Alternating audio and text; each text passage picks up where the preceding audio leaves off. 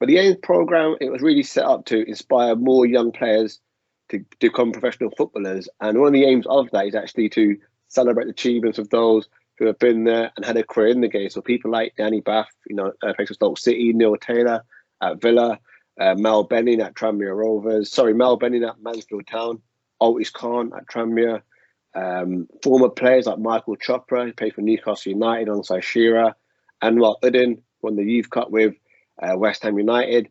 We're now trying to celebrate their journeys and to really inspire the next generation of young grassroots players. If they can see it, that these guys have gone and had a career, hopefully they can also see that as an inspiration to believe that they can also do it as well. So that's the real key as to why this whole project was to set up. So if you're 7, we can help you to speak to a 14-year-old who's been in that journey. If you're 14, we can help you speak to a scholar who what your next step in. If you're a scholar or under 23s like Dinesh, we're putting Dinesh in touch with the senior players, and Dinesh is already getting that one-on-one support now. It's great to see him at Aldershot Town, where he's now working with one of our mentors, Anwar Uddin, who's the assistant coach there. So he's just building those links and really connecting people. And I don't think football does that enough. So for us, that's the key.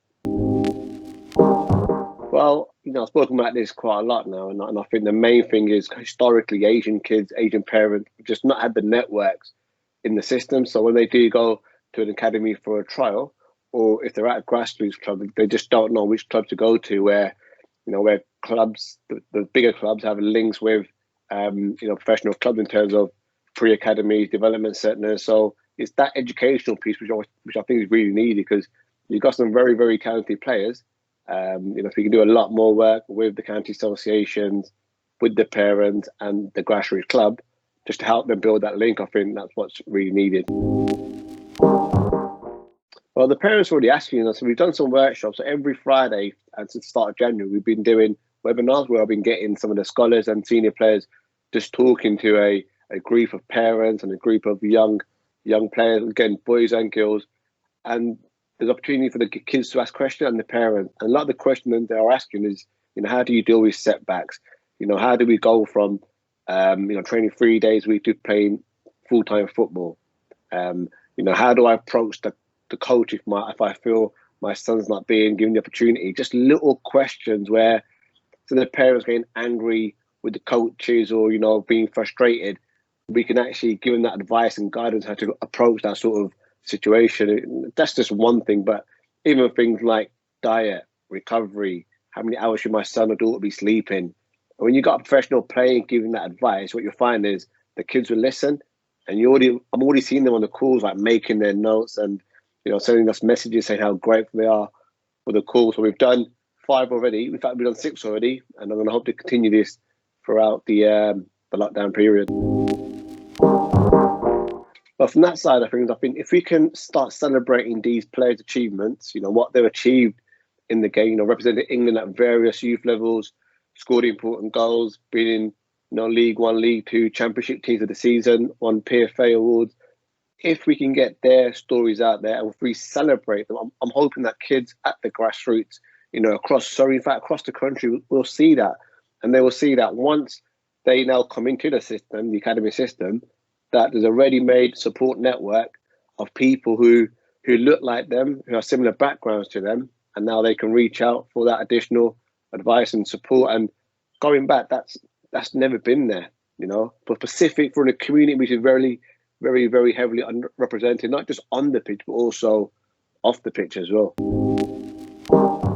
Now, the main thing is, I think, for the kids, the clubs and the players, just enjoy your football. Reach out, learn about the game, learn about the pathways. If you've got friends at school or playing under 9, 10 academy level for clubs and teams, speak to them, speak to their parents, find out what they did. Because the more knowledge you seek, the more information you seek can only help you, obviously, moving forward as well. So that's, for me, I think that's the key. Just building those networks and try to get those links with clubs who have successes in bringing through young players. The main call for this is, look, we know there's an underrepresentation of Asian players, Now, by showcasing and celebrating these player experiences, by showing how our sort of peer-to-peer networking program works, if there is a family out there who thought, oh, I'm not sure about professional football for my son or daughter, there's no one there to really support us, they now know that that network is there. So it's really to encourage them to play the game, play it because you love the game. If your son or daughter happens to have some ability and does get signed up, you know what? Brilliant. We're going to now make sure that you're supported, and your son, daughter, regardless of their background, culture, religion, we're going to make sure that we support them as well. And it's fully inclusive for that process will be fully inclusive, and you'll be supported the whole way.